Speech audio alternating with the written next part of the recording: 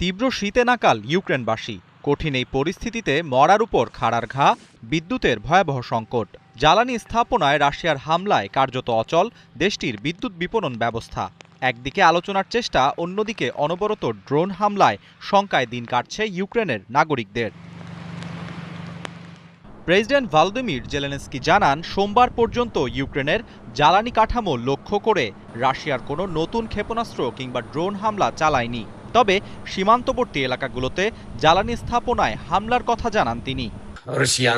Russian বাহিনী এখনো আমাদের পরিবহন ও লজিস্টিক ব্যবস্থার উপর আঘাত হানছে, ঠিক আগের দিনগুলোর মতোই। সীমান্ত অঞ্চলে জ্বালানি স্থাপনায় হামলা এখনো চালিয়ে যাচ্ছে তারা।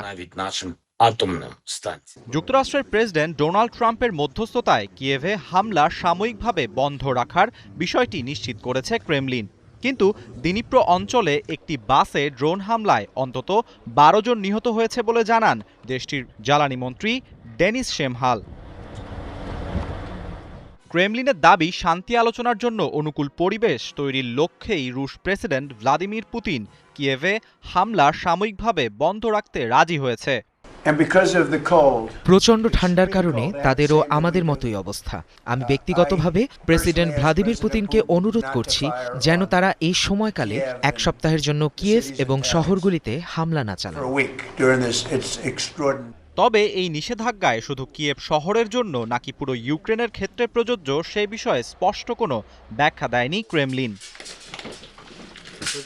এদিকে ইউক্রেন জানিয়েছে, রাশিয়া যদি তাদের জ্বালানি অবকাঠামোতে হামলা বন্ধ রাখে তাহলে কিয়েভও শান্তির পথে হাঁটবে।